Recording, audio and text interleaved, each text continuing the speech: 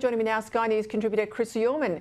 Chris, interestingly today, Victorian Energy Minister Lily D'Ambrosio forced to admit the full cost of the government's renewable energy plan is unknown. She doesn't know what it is, but she's rejected anyone saying it's as much as $20 billion rather than the $4.3 billion she's budgeted for. This came out of a hearing, a budget hearing on Friday, where she said the lights would go out if these new transmission lines weren't built, but that she could not reveal the full cost and she could not reveal the impact on bills until the contracts had been signed. Now, I don't know how anyone could sign a contract without the cost being known, but put that to one side. If we keep up this push on renewables, the lights will go out anyway, transmission lines or not. Well, we've seen it around the world, Peter. Everywhere you put in large-scale deployment of wind and solar, two things happen. The grid becomes more fragile and electricity prices soar. And I see Lily D'Ambrosio saying that it's not going to be $20 billion, but can't say how much it's going to be. And of course, those transmission lines that she's left out of the equation probably come to around about $16 billion.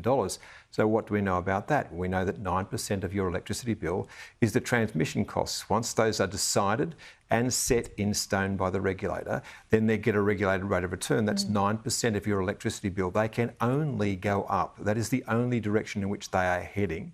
And it's interesting now that the federal Labor Party has stopped saying that people's electricity bills will go down.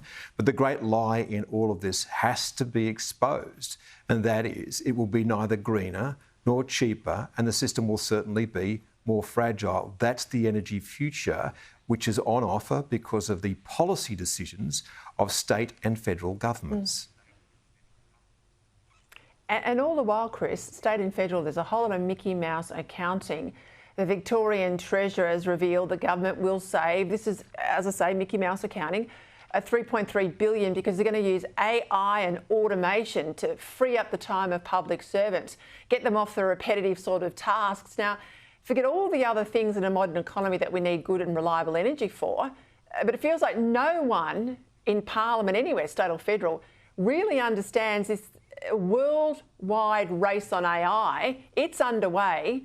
And unless we have here in this country huge new sources of energy, we're not even at the starting line. Yeah, well, in fact, the Australian Energy Market Energy Operator and the regulator have started to raise questions about artificial intelligence and what that might do to Australia's grid, because we really don't have an excess of power because of the kind of system we're building.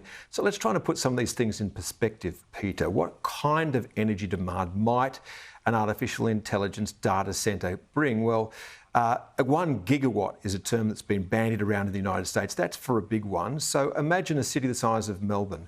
Well, Adelaide. That is round about 1/3 of the demand of a city the size of Adelaide. It's bigger than the peak demand of a city the size of Canberra. And you will need to build dozens of these things if you want to be in the race. We're going to see a surge in the demand for electricity. And what kind of electricity? Well, it has to be dispatchable because these things will demand that level of energy 24/7. That will not be running on wind and solar. So in the United States, what's happening? They are building these data centres right alongside the gas fields in the Permian Basin, and they'll export the data from there. So what is Australia's plan for doing anything like that? And as usual, we apparently don't have a plan.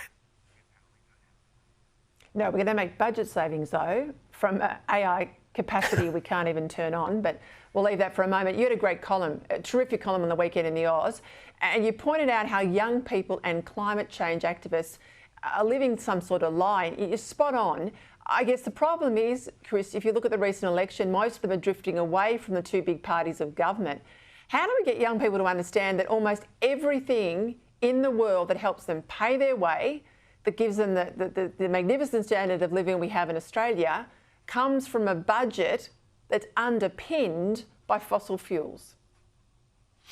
Yeah, and look, it is a really big question because Australians now who live mostly in cities are completely disconnected to where their energy comes from. They think they flick on a switch and that's where it comes from. Of course, it's got to be sourced from somewhere. Electricity is just a transport mechanism. The fuel source, mostly on the east coast of Australia, is coal, and we are getting rid of that at the moment. But beyond that, whenever we talk about electricity, we're only talking about 18% of this energy transition problem, because the other 80% is involved in transport, in agriculture, in making bricks, in making steel, in making cement, in making plastic.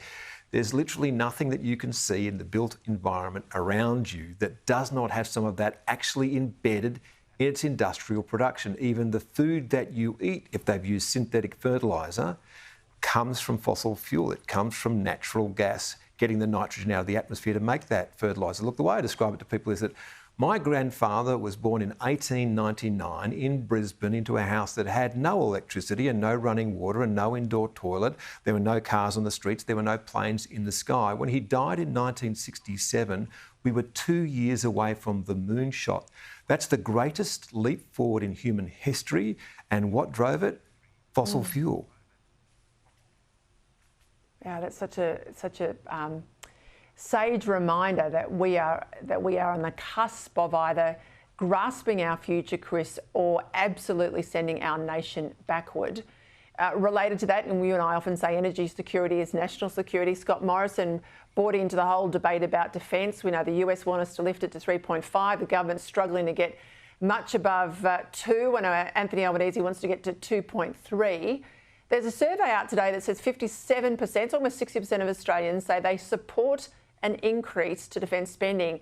Now, put this in perspective, the Australia Defence Association's pointed out that for every dollar we currently spend under this Labor government on defence, for every $1, we're spending $7.50 on social security, that's welfare, $5.50 on health, and $5 on education.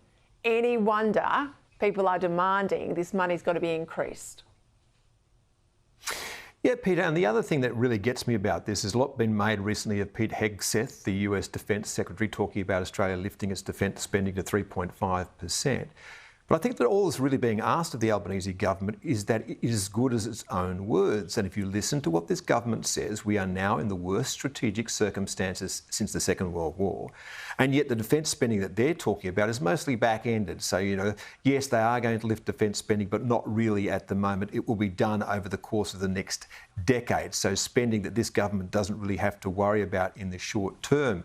Yet, if we are in the worst strategic circumstances since the Second World War, you'd think there might be a little bit more activity around what was going on in the Australian government, and a little bit less smugness about it, or being peeved when people raise it. I might point out that the Australian Strategic Policy Institute looked at the defence spending recently, usually very well sourced. The foreword to that said that when that Chinese flotilla went around Australia, one of the things that it did was target Australian cities. Now think about that for a moment. This is our great friend and trading partner with whom we apparently have now a great relationship. Well, if that's a good relationship, I'd hate to see what a bad one looks like, Peter. Not wrong. Let's go to LA. I want to get your take on all of this. We've seen those riots now for 3 or 4 days, broken out obviously following attempts to round up illegal migrants. Donald Trump has deployed the National Guard to quell the riots. It's a move that the California Democrat Governor Gavin Newsom has described as purposefully inflammatory. Not a good look, and LA, of course, Chris, has a terrible history of riots. What's your thoughts here? Well, we shouldn't be surprised about the fact that the American president has decided that he's going to be as good as his word. If there was one thing that he said on coming into government, he was going to do something about illegal immigration, and there are 11 million, apparently, illegal immigrants inside the United States, and this is a very significant problem, and it's not surprising, really, that someone like Donald Trump would hardly be gentle when he went about doing this. He's trying to send a message apart from anything else. Now, it is extraordinary that he's called out the National Guard without the governor approving that. The last time that happened was in 1965 when Lyndon Johnson brought out the National Guard.